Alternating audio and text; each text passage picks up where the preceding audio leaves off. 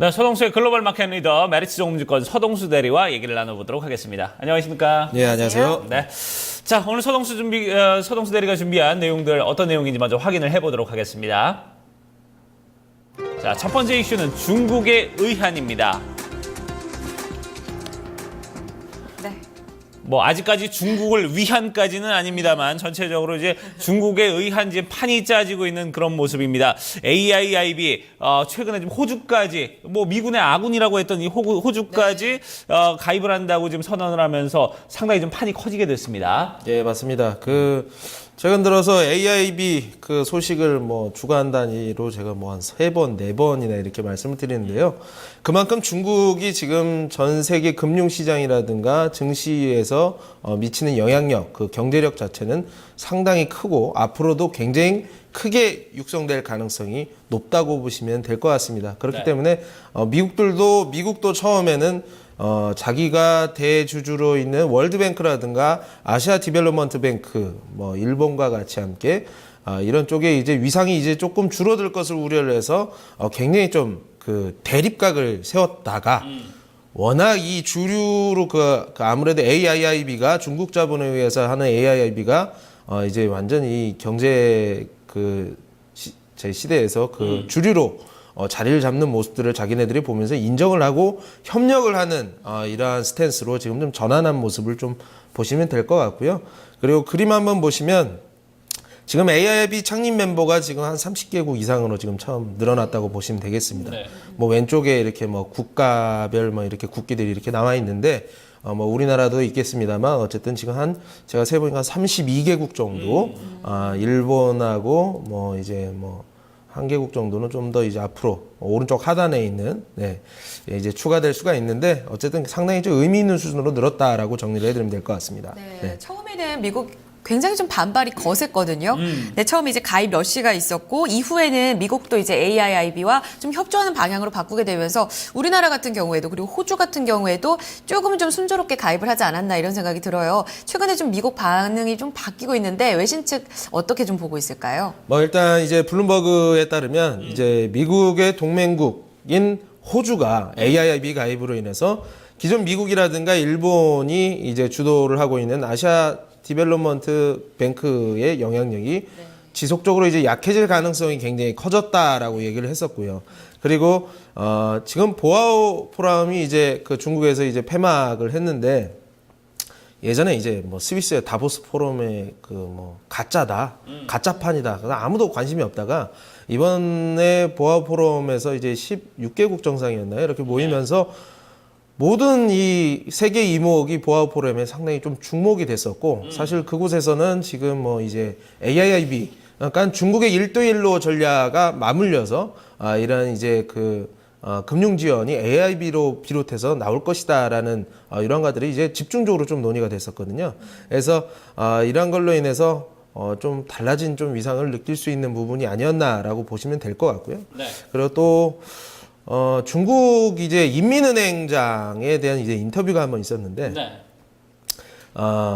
중국은 아직 이제 추가 금리 인하라든가 아니면 양적 완화 등 여러 가지 좀 우리가 모니터링 이징 할 수 있는 액션 자체가 상당히 룸이 많이 남아있다라고 이렇게 표현을 했습니다. 그래서 이런 것들이 어떻게 보면은 이제부터는 이런 AIIB에 지금 가입을 원하고 있는 국가들이 어떻게 보면 아시아 인프라 투자에 관련된 밸류 체인으로 이렇게 작용을 할 수 있다는 얘기입니다. 그렇게 되면 실질적으로 중국 공산당이 내놓는 이러한 정책들이 실질적으로 이런 많은 이제 AIIB 가입국들에게 어느 정도 영향력이 상당히 좀 커질 수 있는 이런 계기로 좀 보시면 될 것 같거든요. 그래서 최근 들어서 이제 디플레이션 우려가 중국 경제에 있는 것도 사실이고 앞으로도 디플레이션이 장기화될 수 있는 이런 가능성도 지금 있는 것은 지금 당에서도 충분히 인식을 하고 있다.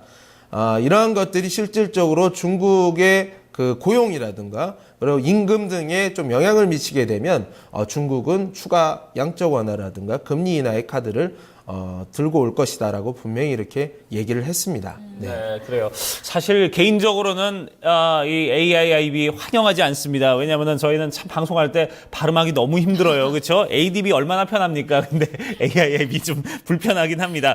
어쨌든 뭐 이제 대세로 지금 가고 있는 그런 느낌인데 전체적으로 좀 이 AIIB와 글쎄요 1대1로 중국 신실크로드 전략이 맞물려진다면 진짜 그 파급력이나 이 규모는 정말 어마어마할 것 같습니다. 어떻게 예상하십니까? 예, 그 AIIB 발음하기 굉장히 힘드네요. 그쵸, 네, 이 참여국이 이제 전 세계 GDP의 3분의 1 이상을 이제 한 20조에 달하는 경제 영토에 달한다라고 보시면 되는데요.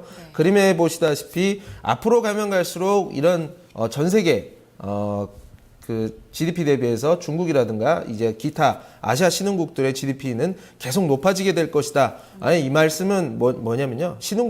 신흥국들의 업사이드가 경제가 성장할 룸이 상당히 많이 남아있다는 얘기입니다. 그렇기 때문에 우리가 이쪽 성장을 눈여겨서 봐야 된다라고 할 수 있는데 사실 이런 생각을 하실 수가 있죠.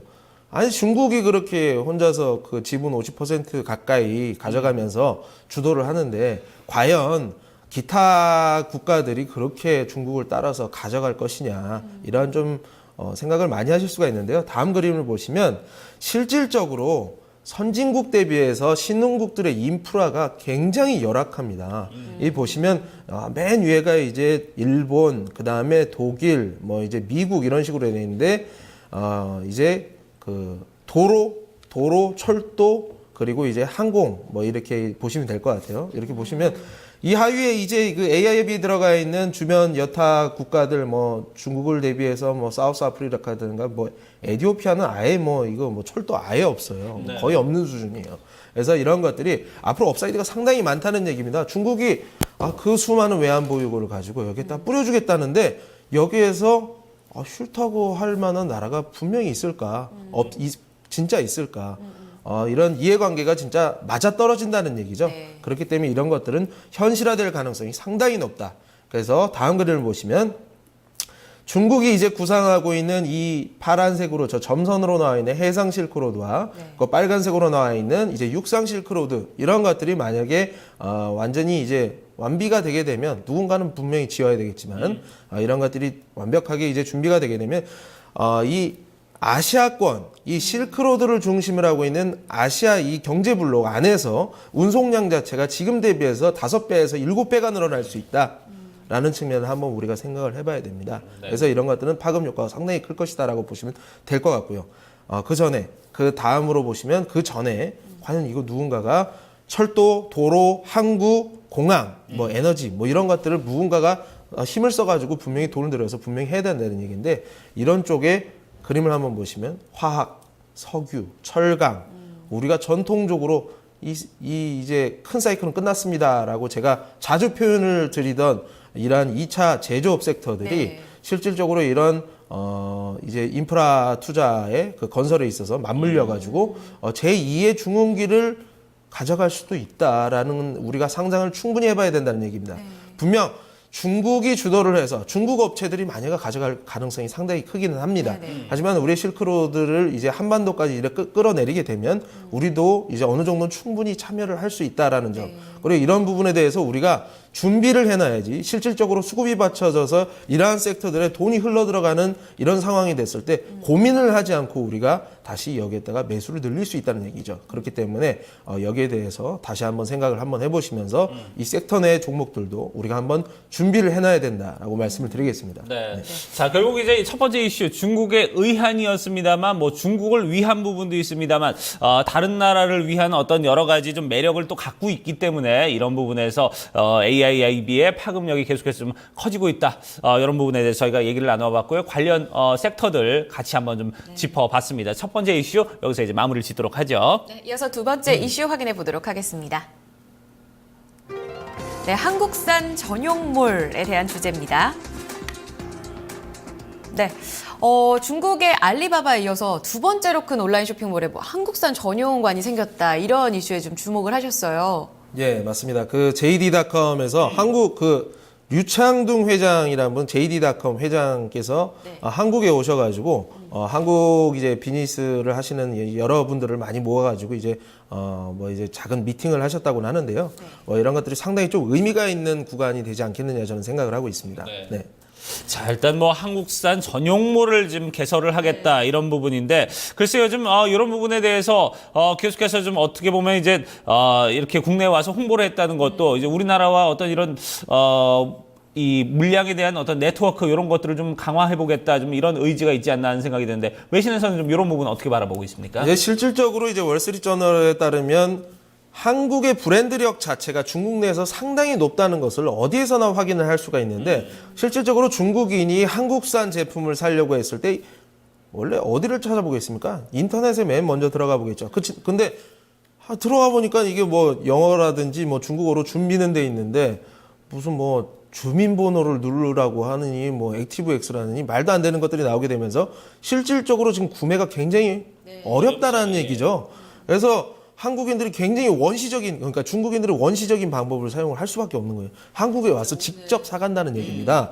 뭐 전자기기라든가 화장품이라든가 이런 걸 직접 사가게 되는데 이러한 불편함들을 이제 류창둥 회장이 이제 간파를, 솔직히 누구든지 간파를 할 만한 건데 간파를 해서 이런 이제 한국산 제품의 이제 완전 전용 쇼핑몰을 만들게 된다. 이렇게 돼서 만약에 이런 것들이 지금 성공을 하게 되면 상당히 좀 큰 변화가 일어날 가능성이 상당히 크다라고 좀 보고 있습니다. 물류 네트워크에 상당히 주력을 하겠다라고 이렇게 얘기를 했습니다. 실질적으로 인기가 많은 한국산 제품들을 중국에 있는 창고들에다가 저장을 해놨다가 중국인들이 클릭을 해서 사게 되면 바로 2, 3일 내에 배송을 해주는 이러한 시스템을 가져가겠다라고 밝혔죠. 네. 지금 이제 직접 가야 되고 현재까지는 해외 직구가 굉장히 어려운 상황에서 이제는 중국 온라인 쇼핑몰에서 직접 살 수가 있다. 이렇게 되면 어떻게 좀 전략을 꿰야 될까요? 일단은 뭐 지금 여전히 인기가 많은 화장품 섹터라던가 이런 쪽으로도 꾸준히 좀 매개가 형성이 될 것 같은데 전략적으로 좀 변화가 있을까요? 예, 뭐 하다못해 이제 뭐 모든 한국산 제품들이 그러한 이제 쇼핑몰에 입점을 하게 될 수 있는 가능성이 상당히 있다. 결론적으로 한국산 소비재의 저변이 중국 사람들이 선택할 수 있는 저변이 굉장히 넓혀진다라고 보시면 되겠습니다. 사실은 그러니까 중국인들이 좋아하는 뭐 밥통이라든가 화장품 몇 개 품목 이외에는 중국인들이 실질적으로 뭐 시간을 들여가지고 돌아다니면서 한국에 가니까 이런 것까지 있더라까지 직접 찾아가는 건 한계가 있잖아요. 그렇지만 우리가 옛날에 인터넷이 들어오면서 온라인 쇼핑몰이 생기면서 그런 파급력들이 실질적으로 나타날 가능성이 상당히 크다. 오프라인 판매가 온라인 판매로 전환되면서 어떠한 일들이 벌어질 때에 대해서 우리가 분명히 생각을 해봐야 될 것 같고요. 그렇게 되면 기존에 가지고 있는 전통 채널들이 실질적으로 굉장히 많이 망가지는 백화점, 유통점, 그리고 뭐 실질적으로 오프라인 판매점 같은 경우 어떻게 보면은 우리 그 면세점 있지 않습니까? 그렇죠. 이런 채널들이 상당히 좀 약화될 수 있는 가능성이 상당히 커졌다라고 보시면 될 것 같습니다. 그래서 신규 채널인 온라인 채널로 넘어가게 됐을 때 실질적으로 수혜를 받을 수 있는 산업군들이 어디에 있느냐? 박리담회를 하는 뭐 하다못해 뭐 화장품 관련된 것들도 생각해 볼 수가 있을 것 같고요. 아마 우리가 지켜보면서 이런 산업의 파급력을 우리가 즐겨봐야 될 것 같습니다. 그렇습니다.